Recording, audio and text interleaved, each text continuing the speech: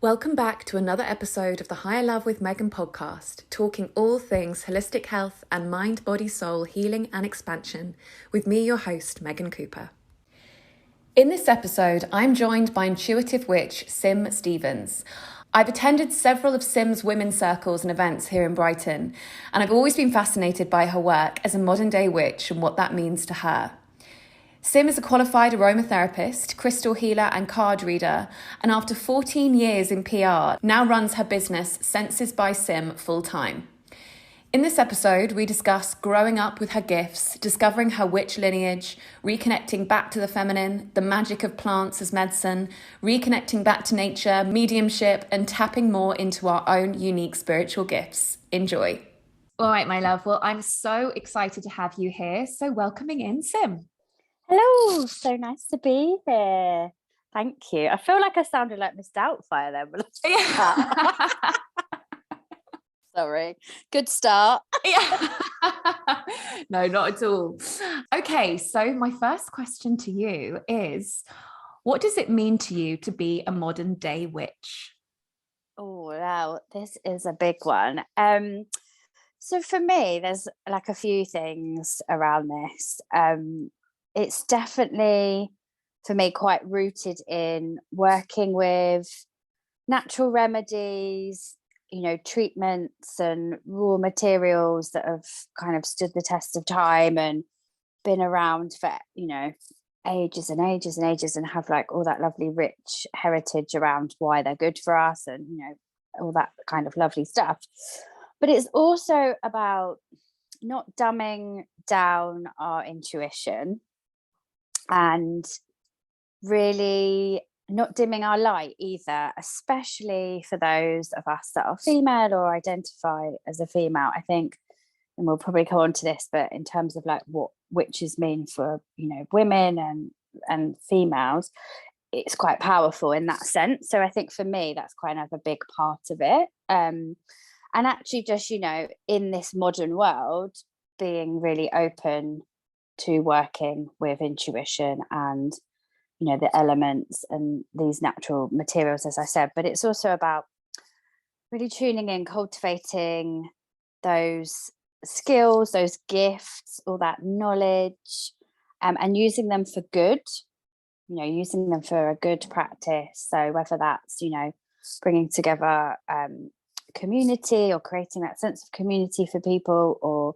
working in healing, or supporting each other in some way, but it's all done with love and with positivity. And I'm not a modern day witch who practices black magic or hexing or anything like that. For me, it's all about using what gifts I have to really support others and really like look out for people. But I don't necessarily identify at the moment with any particular area of kind of witchcraft. So some people would identify as Wicca or pagan, and for me right now, I feel that the best, if I had to sort of give myself a witch term, would probably be eclectic, just because I take bits of everything and I really enjoy parts of the kind of more pagan traditions. I do use some more Wicca work as well, so it's a real mix for me. But I feel like, again, one of the things about being a modern day witch is that you have this choice and you don't have to conform to one witchcraft or one type of witchhood, as some people call it. So for me, kind of eclectic, I suppose, sort of sums up what I do in that sense. But I also think I'm still discovering some gifts. Things are changing, and I think speaking to other witches, they find that happens. So it's then really hard to sort of kind of segregate yourself into one camp when your gifts are evolving all the time and you may change how you work. Or so I think, yeah, for me, it's take a bit of everything that feels good, do that intuitively, don't have any rules about it, but everything's done from a place of working what the universe provided you and us with, and doing it from a place of good. Beautiful. Awesome. Thank you, lovely. So how and when did this journey begin for you? So probably when I was a baby. So I mean, my mum and dad have joked about it in the past, saying that, oh, when you were born, we just knew there was something special about you, in a kind of, jokey, sarcastic type way, I would say. But I think, they said that it was quite evident that I probably saw things as a child and was connecting with things. I, for quite a long period, had an imaginary friend.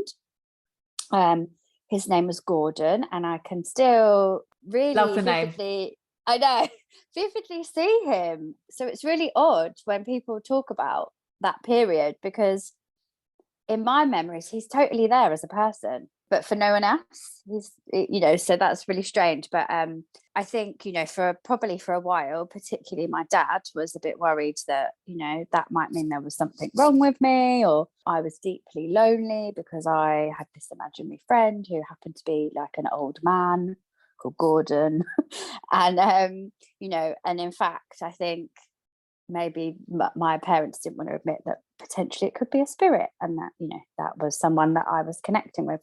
And then I suppose a few other things happened as a child. Our neighbors used to like inform my mum that I was hanging out the window again looking at the moon when I shouldn't have been, and should have been in bed.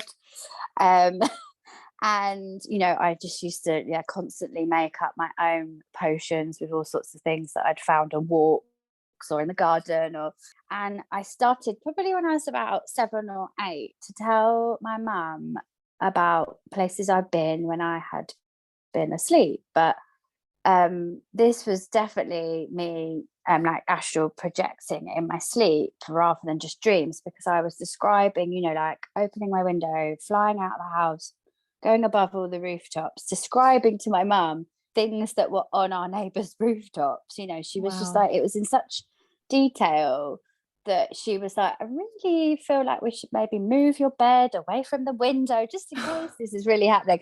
So I think there was always, but I was always like, oh no, I was totally asleep. But I just know that I went like up over the house, down to the beach, like, and again, for like a 7-year-old, that would be pretty weird to know all the detail of everything, on that journey. And I know that now, what that is now, at the time, I just thought that was normal as well. So I think, it was definitely all there. I was like fascinated with anything spooky. I started doing tarot when I was like in my early teens, but then probably like so many people, you become a teenager and things change. You discover boys and clothes and makeup, and the vibe really changed for me. So it's definitely been there since I was very little. But I think over the years things were suppressed, I suppose, just with how we have to conform and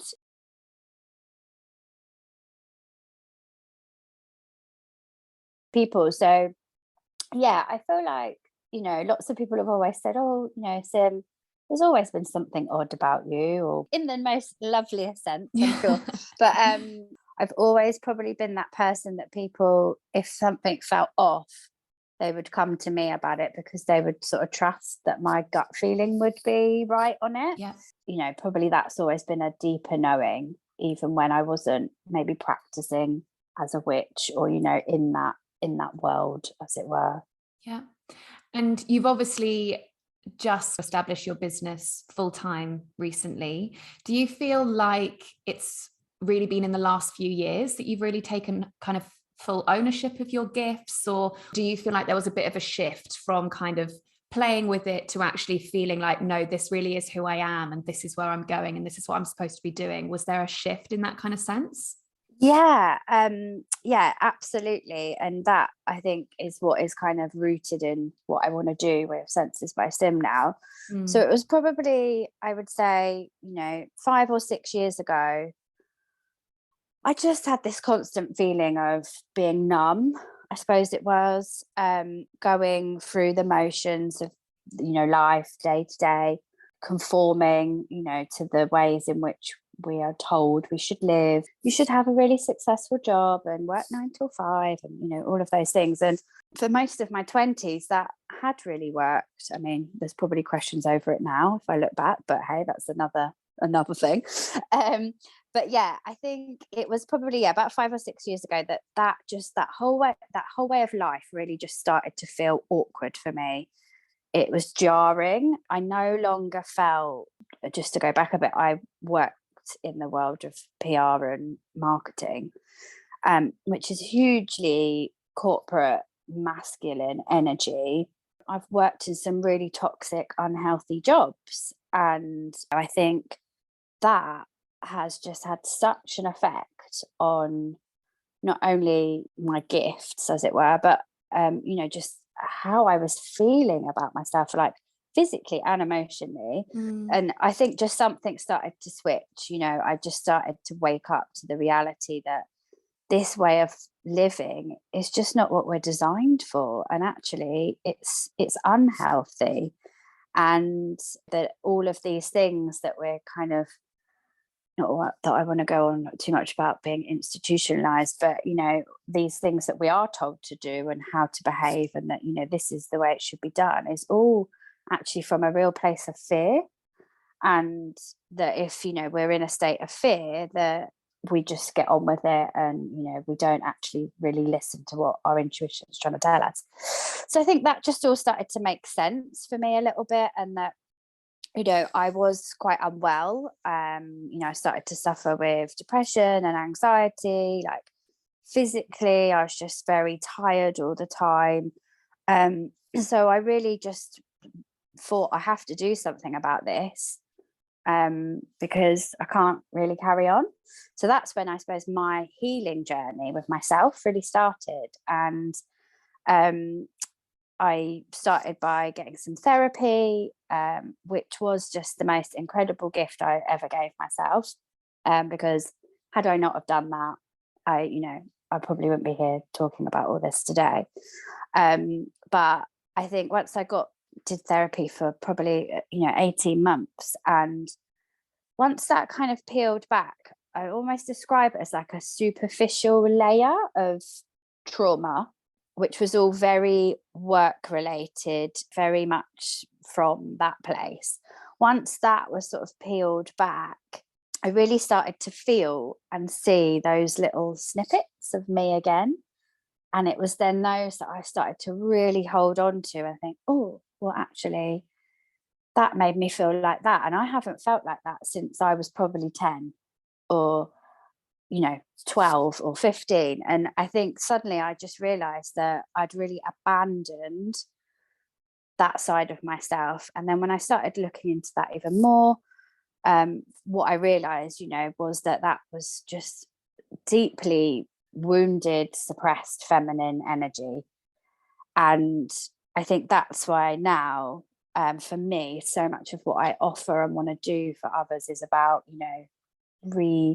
finding that feminine connection, or reawakening her, or for some people even finding it. It may never have emerged quite yet. So, and I just think that's been so important for me, that I'm still working on it now. It's not to say that I've healed and woohoo and all that, because absolutely that's an ongoing process. And but again, I think it kind of led me not only on my own healing path, but also to rediscovering my witch gifts, which obviously was meant to happen. And from then I've kind of discovered that I have this witch lineage in my family. Wow. So I've got like a little side project about looking into that a bit more, with like hopefully my grandma's going to be able to help me with that. She doesn't know it yet, so she might hear that on this, but but yeah, I'm ready to talk to her about it actually this weekend. Awesome. And I've like discovered that I have some past life witch stuff as well, which is really quite powerful. So I suppose this kind of idea that my feminine has been really deep wounded is not just in my lifetime. It feels like this is, past life. It's this collective witch damage that been playing out for a long time. Yeah, exactly. And I love what you were saying there about, it is traumatic, isn't it, to deny ourselves our authenticity and to shut off from our authentic gifts. It creates that layer of trauma, aside from events that have obviously occurred, but it creates that layer of dissonance and dis-ease. And it does demand that we also step into a place of numbness, because feeling disconnected from different parts of ourselves is so uncomfortable that we have to numb it out, because otherwise it would just be too challenging to feel. Yeah. So I'm sure that a lot of people can resonate with that. I definitely can. Just leaning into this theme around the power of the feminine, and I'm really pleased that you touched on this. What does the power of the feminine mean to you, and how does it come through in your work? For me, everything I now do is about leaning more into my feminine, trying to move away from this idea that we constantly have to live in the masculine energy. Oh, absolutely.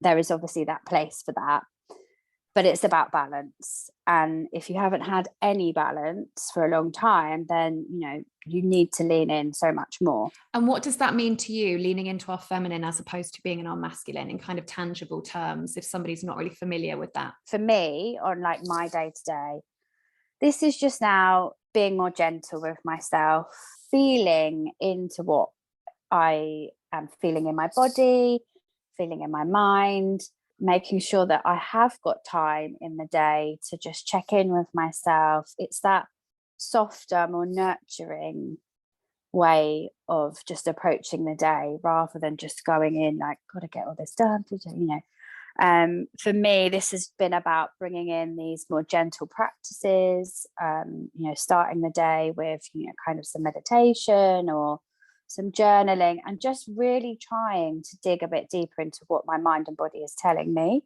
giving myself a bit of a break now and then, not beating myself up if, I didn't get my to-do list done, and, feeling really guilty about it. Punishing myself, but actually looking at the things that I did do really well and or did accomplish today, or all of that things. And I think, again, just even like these small things for me have been like so powerful, because I just hadn't been thinking or doing those things for so long, or at all. But for me, yeah, it's just really, again, also about coming more on a deeper level, really working with your lower chakras. So, if people are aware of, working with chakras, then, for me, this has been very much working with my root and my sacral and my solar plexus, because this is where obviously we store a lot of our feminine energy, a lot of our creativity, which obviously all of that gets very squashed if we're in the masculine root. I mean, I think for me, that's definitely been a really big way of connecting back with my feminine energy, because that's so linked to my gifts and my witch lineage. So just really connecting back to where I belong and what my purpose is, and, what my roots probably been screaming at me. And I think for me, I've just found, it's so funny because they're all like heating up when I'm talking about them, which is good. Means just popping in to say hi. They're all working. So yeah, for me, it's just about maybe almost like stepping back a little, doing things that just feel really good for you, and that's so different, I think, for some, for each of us. Like, I've got some friends who absolutely, like dancing and, singing, that really connects them with their feminine. Like, actually, for me, it's probably meditation and tinkering around with some oils and herbs in my treatment room, which just really connects me to that, my feminine energy. So, it's that feeling good as well, I think, very much. And in relation to society and where we're going as a society, I guess that resurrection of the feminine is a reprioritization of joy and of pleasure and of intuition and connection, and remembering our affinity to nature, like with everything that's happening in the world in terms of climate and things like that, we're really being asked to remember that we are part of this world and part of nature on a whole different level. So that is the resurrection of the feminine. That obviously begins within us individually, so that we can then bring that out collectively. Yeah, absolutely. And I think that's why you will find so many people who, obviously identify as a witch are so heavily connected to the elements, or, they may work with one particular element because it's also rooted in, what the universe has provided us with to work with. And it's for both. It relates to all of us, to not just women stepping into their feminine, or people who identify as women, but actually men, or people who identify as men. It's establishing that balance of masculine and feminine energy within ourselves. Absolutely. So obviously within the arena of being a witch, there is a lot that has been repressed over centuries. Do you think that we are experiencing a revival in this area of healing? And if so, why now? Why does it now feel more safe finally to start sharing our gifts and lean into all of these different areas of healing? Yeah, I think you're absolutely right. There's definitely a revival. I think it's probably been bubbling along for a while. Lots of people would say probably even from the 60s, it's kind of been ticking along, probably more behind the scenes. But I suppose, some of the positives of social media and us being in a more connected digital world is that people can now connect with other people that feel this way or practice this way. And I think that has definitely been a massive factor in how this is now being seen and communicated, and people, obviously are able to identify with people that they never probably even would have met, and and learn from each other.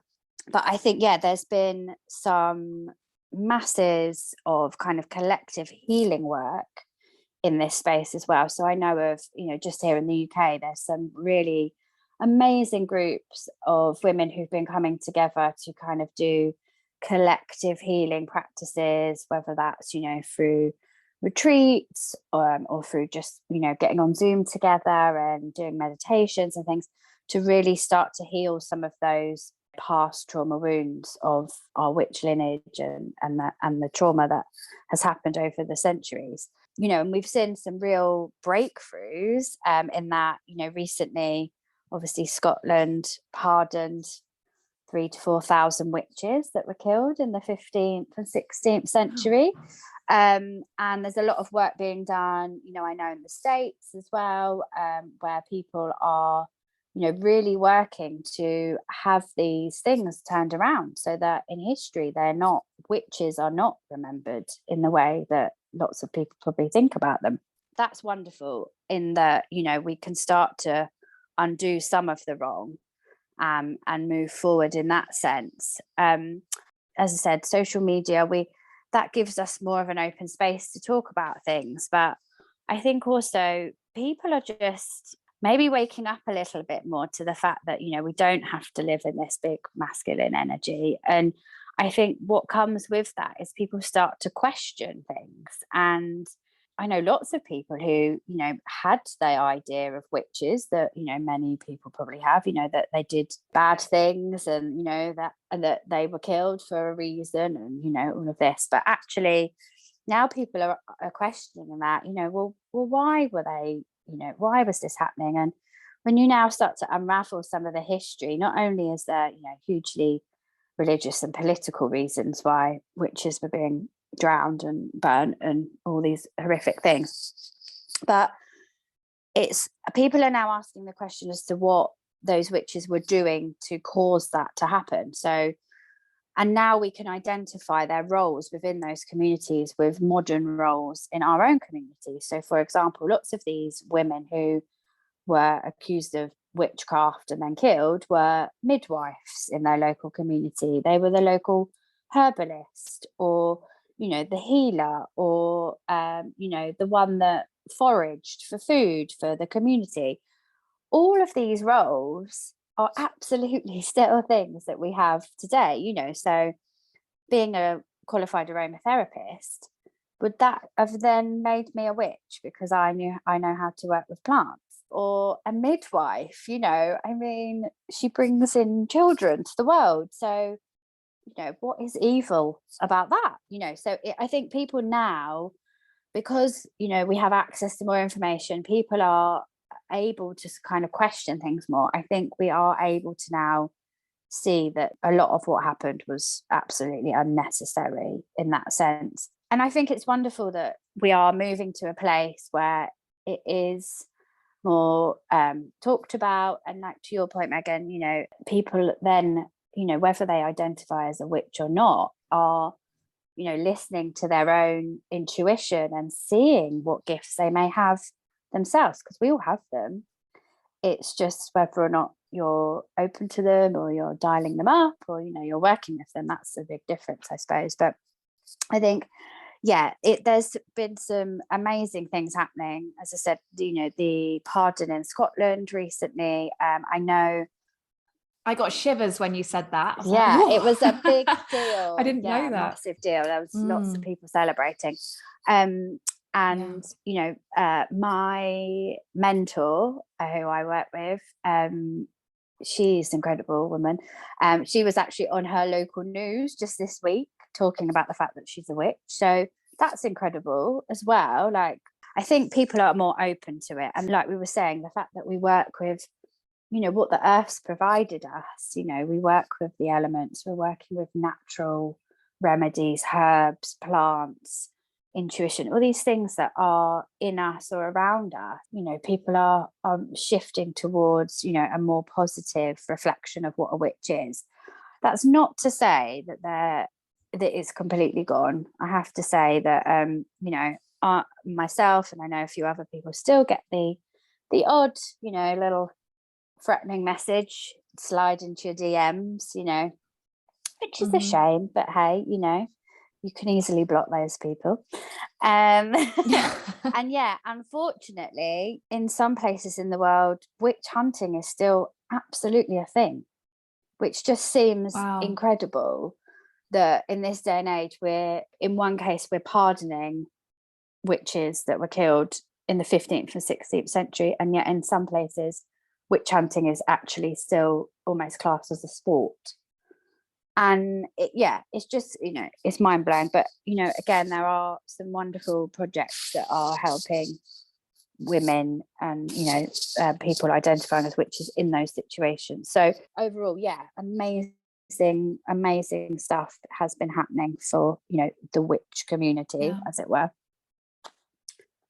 And obviously the witch trials were a barbaric repression of the feminine and of healing qualities and intuitive gifts. But one of the things that I love reading about and witnessing and experiencing as well is the healing of sisterhood wounds, because the whole dynamic of kind of women tattling on one another and labeling one another as a witch, the dynamics of gossiping and judgment and creating these wounds in between women. And we're seeing this big kind of collective shift coming together in these circles, these spaces held by people such as yourself, of bringing women together to really put a stop to that judgment and that criticism of one another, and recognize that women, and there is this huge bond that we have, and that has a huge amount of healing in itself, that when we heal that within one another and we heal all the different aspects of ourselves, that we also create that healing on a much wider scale as well. Absolutely. Beautiful. So what is the magic of plants? I know that you've touched on this. What do you mean by the magic of plants, and what can we gain in this area? So this is one that excites me. So plants are incredible. I mean, I feel like lots of people are fans of plants after all the lockdown shenanigans. I'm sure many people invested in huge amounts of plants.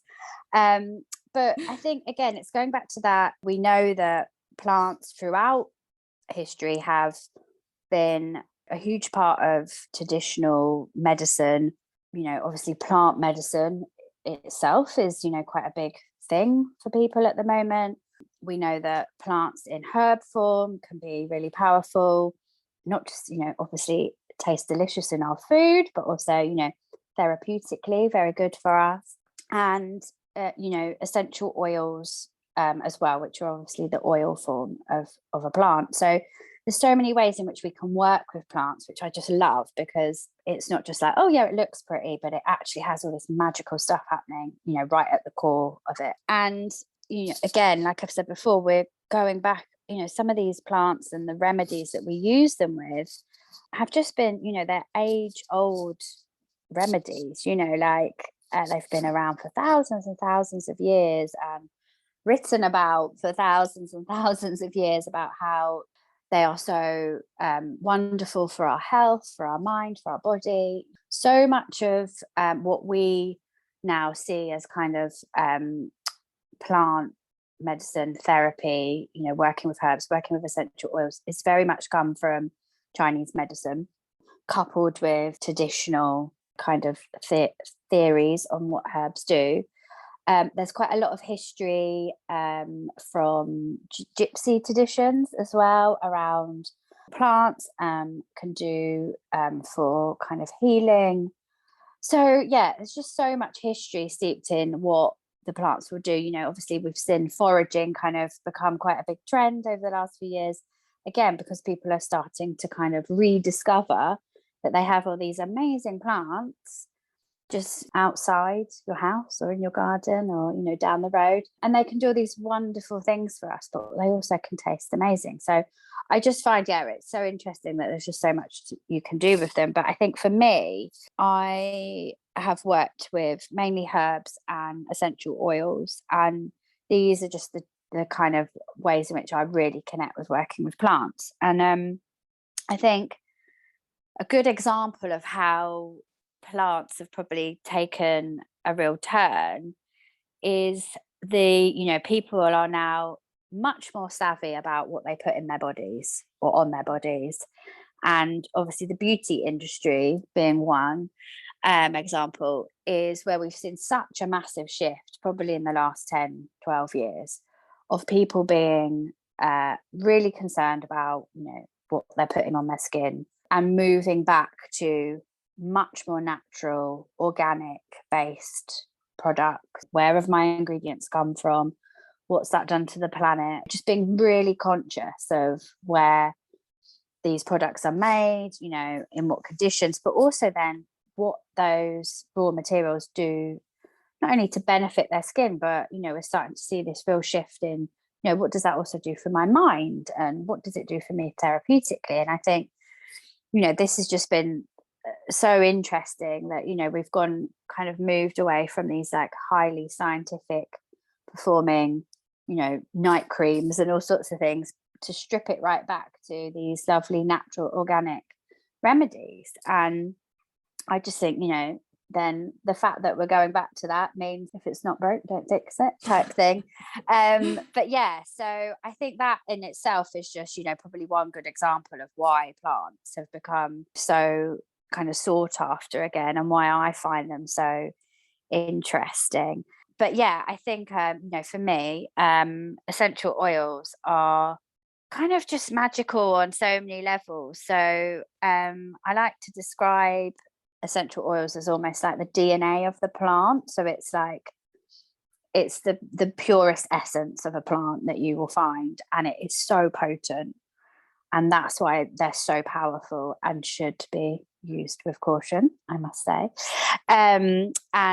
But they also obviously have so many wonderful therapeutic properties that have been proved time and time again. There is so much research out there about essential oils and what they can do for your mind, body, mood, everything. And there's more research being done all of the time, which I just think is brilliant. But obviously it's the holistic therapy world. We don't have big pharmaceutical budgets to get published. And so it's always that fighting battle all with pharmaceutical world. But, there is so much there that if people want to know more about plants, I think it's all out there to discover.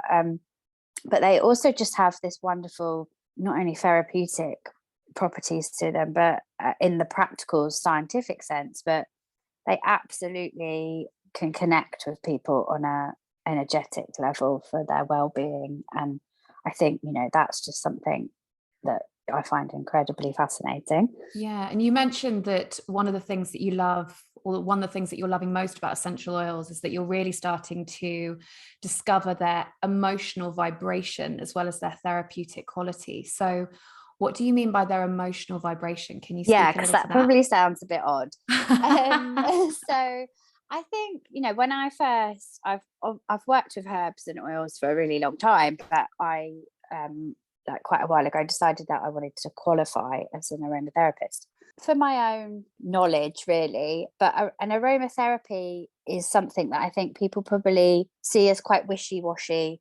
It's like, oh, you can have a nice aromatherapy massage when you go to the spa, but actually, if it's done correctly and the right oils are used on you, it can have this wonderful effect on your mind, body, therapeutically, by working with the right oils for your client's mental condition and illness, how they're feeling. So you can really start to almost prescribe these oils for people on a therapeutic level. That's how I've practiced for many years. But I think since I've been doing my own healing, and my intuition has probably opened up more and my energetic vibration is different, I have just started to see them really differently to this, I suppose, more scientific, logical way, in that I just get a sense of feeling from them. And I know this is probably going to sound pretty woo-woo. But, and again, I think a lot of this is connected back to that intuition and listening to it. Because I think probably for a long time, I've intuitively chose oils for people and then put it down to the fact that, well, I know therapeutically it works that way. But actually, I was probably choosing them because I know that they were going to work emotionally for my client. So I think, it's just like this whole other level of almost connecting with them. And I suppose some of the oils will do things therapeutically, but then you get a very different energy off them in an emotional sense, if that makes sense, and probably not. So for example, orange is really uplifting and has is often used for kind of anti-anxiety, anti-depression, very much in that realm. It can be very supportive and work therapeutically, but actually it's an oil that really wants to be used for grief. And some people be like, but it's so like bright and lovely and citrusy, and it should be just a feel good oil. And absolutely, yes, it is. It really calls to the support of someone who needs it, who may be grieving. And rose is an oil that I've always loved, and I just now connect with it on such a different level. Because it is wonderful. It's so good for your skin, particularly if you've got dry skin like me. So I love to just slather it all over my face. But it is absolutely, I like to call her the mother of essential oils. She is the mum of all the plants. She's really nurturing. She's so soft and comforting and so hugely connected to feminine energy. So I think this is why I'm so drawn to her as an oil in that way. And then cedarwood's been another really interesting one recently. Again, it's very grounding and heavy, but its emotional message is about community and connection. And I think with everything that's going on, that's its place in that sense. So it's just like opened up this whole other world to working with the oils for me. And again, just blows my mind that I can discover this on another level again. Yeah. And I think it's, with all aspects of healing, if it works for you, it doesn't matter about research or whatever. It's like, if it works for you and it makes you feel good and it brings around a state change for you, then like that's all the evidence that you need, right? Exactly. And I have a very minimal understanding of oils, but I do use them in my day-to-day. I love orange. It's one of my favorite ones. But I have a really nice geranium oil that in the first thing in the morning before I meditate, I just put a little dot on my heart, a little bit, might put a dot on my third eye, just because I find that that's a nice way to start the day. Sometimes before I jump on client calls or sessions, if I feel like I just need to kind of tune into my alignment, I might just have like lemon or orange or something like that, or lavender if I just want to ground. So I feel like they just bring around an immediate state change. It's like it brings you back into your body, connects you to your alignment, connects you to spirit, like whatever it is, or just like you were saying, or sometimes I use tea tree for anxiety, or like if I'm feeling a little bit kind of shaken, but that's just me. It's just different things that work for me and different things at different times. So yeah, I love experimenting with oils. They're absolutely beautiful. Okay, so just changing tack slightly, something else that I wanted to ask you about as well, which I know is a massive topic, is mediumship. What exactly is mediumship and how does it work? Because I know that this is something that you've been exploring and studying recently. Yeah, so another minefield of a topic. But yeah, I mean, mediumship, I suppose, again, can mean it's very different things to people, but I suppose in a bit of a summary, it's often normally about connecting with those that have passed to the other side. It can also very much be about us connecting with our guides. So whether you work with angels or spirit guides or dragons, galactic guides, all sorts of things. Some people connect with past animals or pets in mediumship.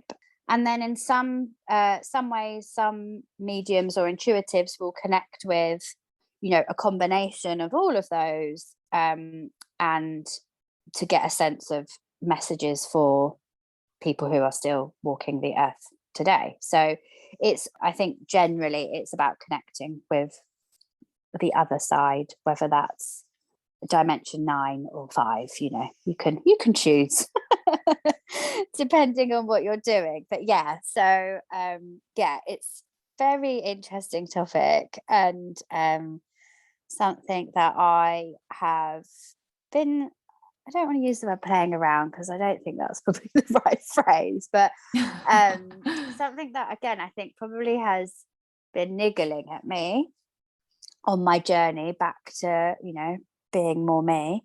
And definitely in the last 6 months, I've sort of been ramping up what, how I'm practicing that, or if at all. But yeah, it's been an eye opener. There's been some very odd but wonderful things happening, and yeah, I think again it's all just come with trusting my intuition more, because lots of mediums will also describe themselves as intuitives or professional intuitives, because I think sadly mediums has for some people got a bit of a negative connotation.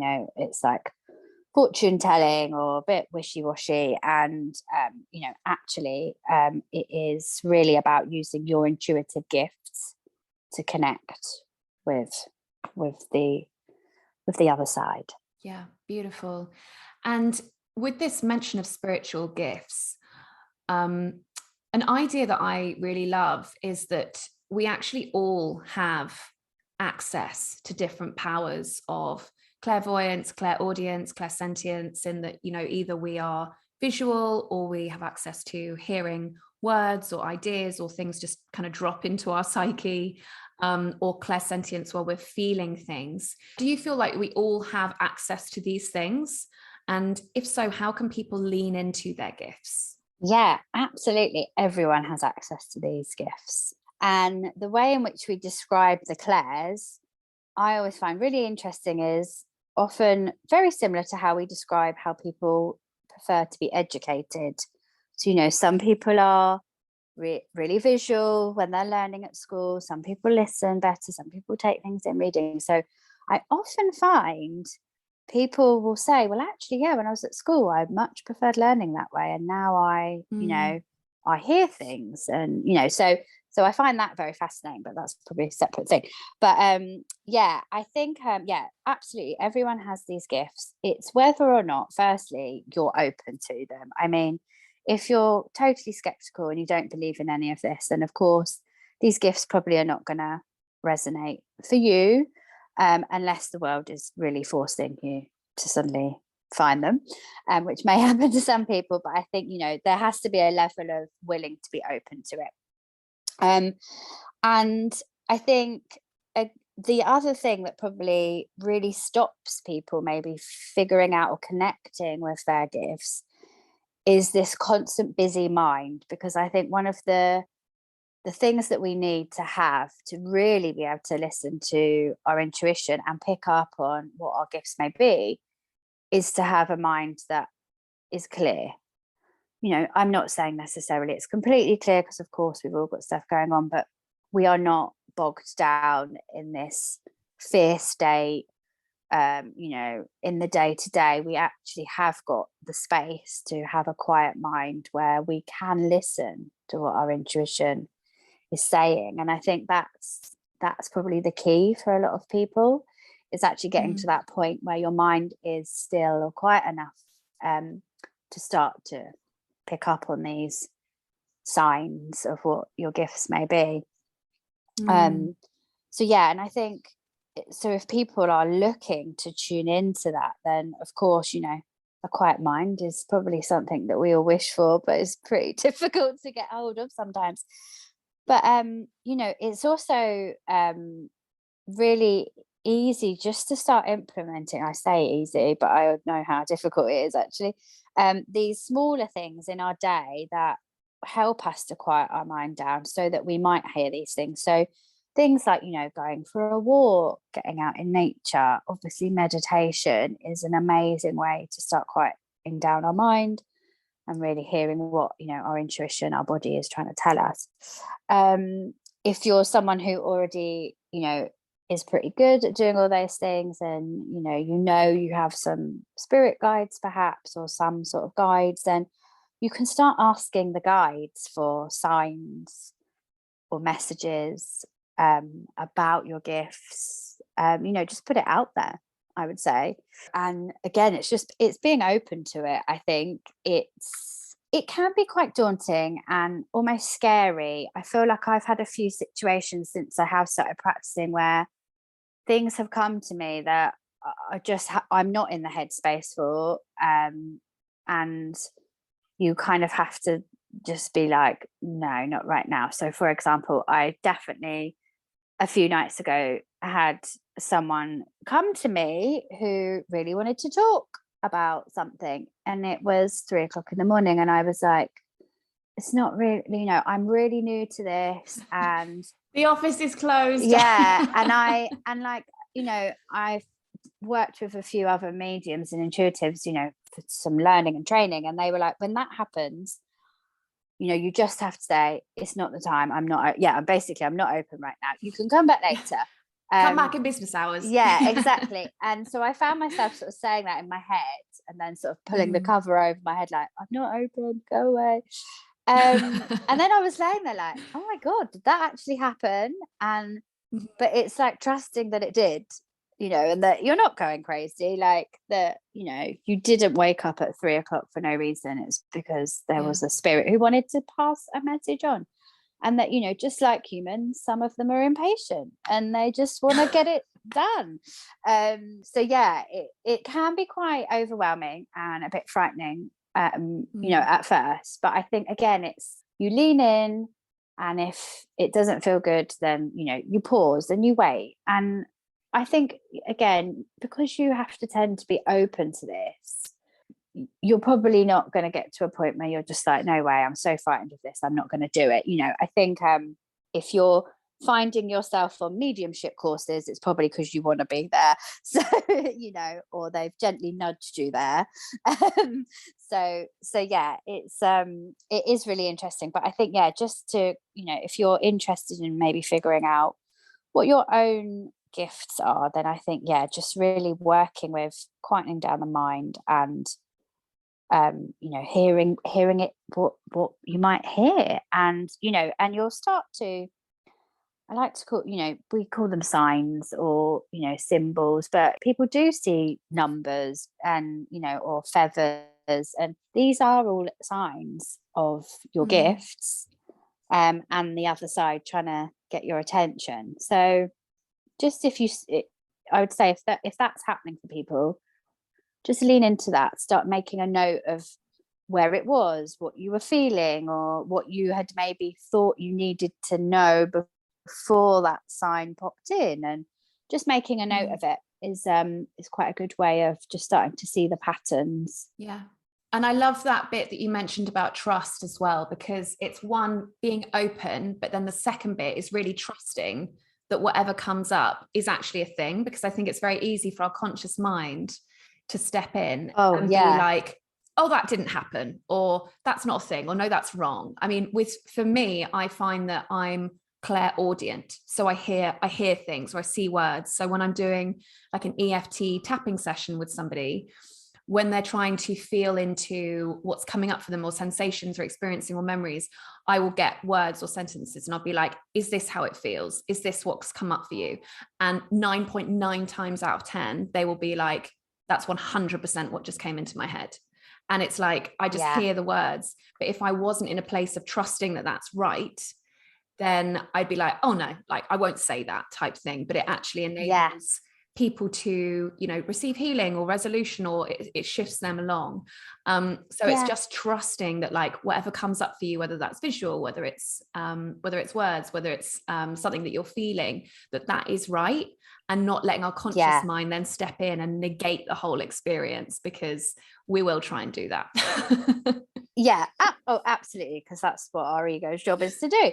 But I think again, the trust part is just so important, and is almost the hardest part, I would say. You know, like trusting that what these things or feelings or words are actually, you know, a message. And I think for anyone who is wanting to practice, that actually getting validation from other people can really help with the confidence there. So, you know, find a friend who is willing to listen to maybe weird things that you might have coming in, and, you know, see if they can validate anything for you. You know, like I've had some really strange situations where I've, you know, because I actually get a bit of everything at the moment. So I feel, I see, I hear, I have a knowing, and I've you know, been doing some practice readings, and, you know, suddenly I'm like saying what's coming in, I'm like, this can't be true. It's, you know, it's so out there. How did this come into my head? And then, you know, the person I'm reading for is like, oh my God, that's my nan. Yeah, blah, blah, blah. You know, and then I'm like, oh, okay. And then suddenly you're like, okay, yeah. And the confidence that comes with validation is just, you know, it's absolutely, you know, the best feeling, I think, that, you know, you've given a message on that, you know, and you must have that when you're working with your clients. It's just like the best feeling that what you once thought was craziness, maybe in your head, is actually valid information for somebody else. And it's just, really, really magical. I've been watching a few interviews with this medium intuitive lady called Marina Cooper.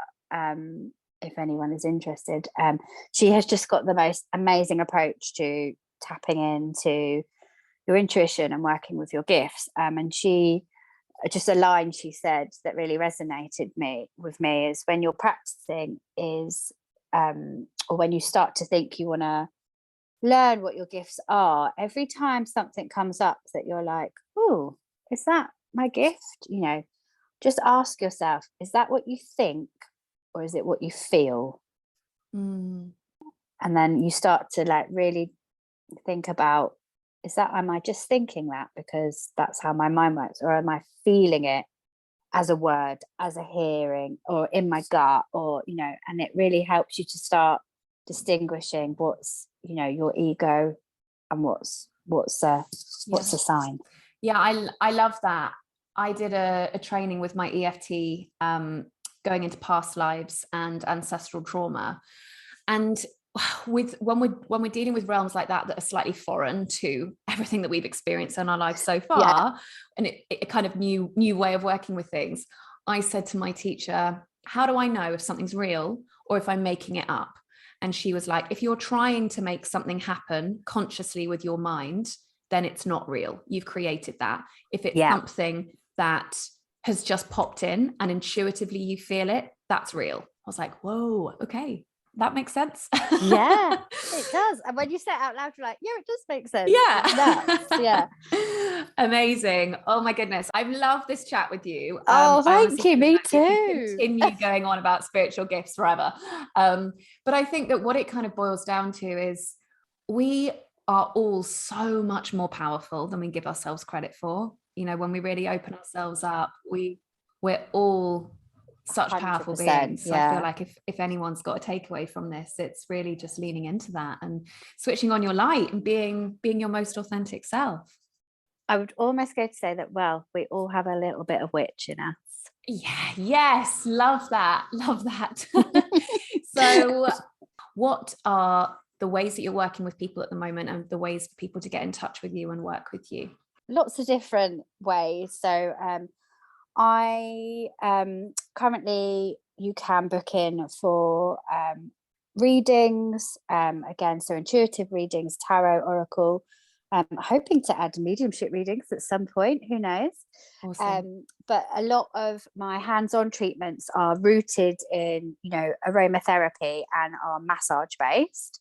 But then also, you know, I work quite intuitively, not only with the oils, but that incorporates some crystal healing and some sound healing. So treatments are almost very bespoke to what a client needs. But as I say, they are very much hands-on sort of massage healing incorporated with crystals, oils, sound, sometimes some herbs. I also do some sort of sacral facial treatments as well, which are very special. And then I have got a few sacred circle events coming up.